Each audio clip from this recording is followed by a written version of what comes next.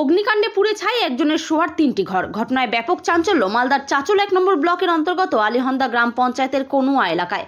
খবর পেয়ে ঘটনাস্থলে ছুটে আসে চাঁচল দমকল কেন্দ্র থেকে একটি ইঞ্জিন। দমকল এসে আগুন নিয়ন্ত্রণে আনে, কিন্তু দমকল আসার আগেই বাড়ির সমস্ত কিছু পুড়ে ছাই হয়ে যায়। অগ্নিকাণ্ডে ক্ষতিগ্রস্ত হয়েছে বদিরুদ্দিন। তিনটা। কোথা থেকে আগুনটা লেগেছিল, কিভাবে? বাড়িতে মানে আগুনটা এখনো হদিস পাওয়া যায়নি, কেমনি লাগে। বাড়িতে কেউ ছিল কি ভিতরে? না, আমি একাই দেখলাম তো ছাদের পর আগুন। কোথা থেকে তুমি দেখলা? আমি বাইরে থেকে।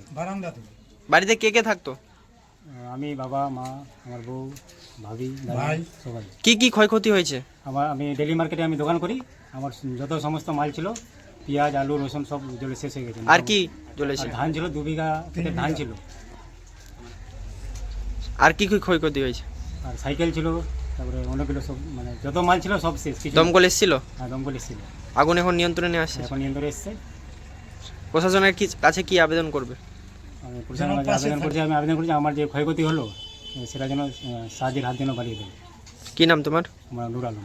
বাড়ি? কোনো আগুনটা মানে দেখি আমরা খেতে বসছিলাম, খেতে তারপরে মানে মাঠে যাওয়ার তৈরি হয়েছি, তখন দেখছি নিজেই ছাদের পর আগুনটা উঠে গেছে। আচ্ছা, আপনারা কোথায় ছিলেন আর কোথা থেকে দেখতে পেলেন আগুন লেগেছিল?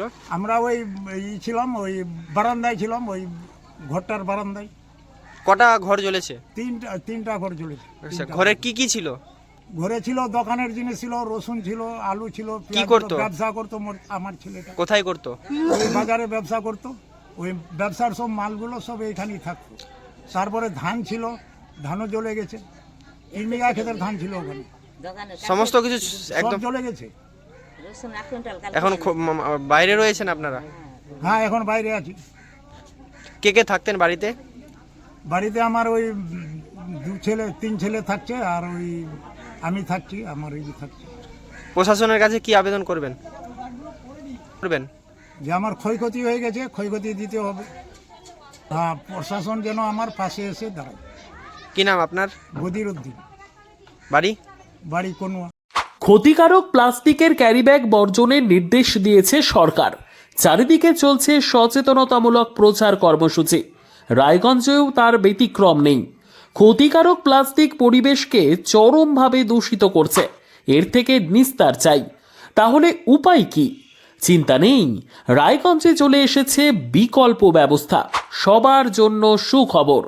পশ্চিমবঙ্গ সরকারের অনুমোদনে আগামী সপ্তাহ থেকেই শহরে তৈরি হতে চলেছে পরিবেশ বান্ধব দূষণমুক্ত বিভিন্ন ধরনের বায়ো ক্যারিব্যাগ, যা অবশ্যই পচনশীল। একেবারে সুলভে পেয়ে যাবেন আপনারা। আগ্রহী বিক্রেতা ও ডিলারশিপের জন্য অতি সত্বর যোগাযোগ করুন আমাদের সাথে। আমাদের ঠিকানা ইকো ক্যারি ইন্ডাস্ট্রিজ, জেলখানা মোড়, রায়গঞ্জ, উত্তর দিনাজপুর।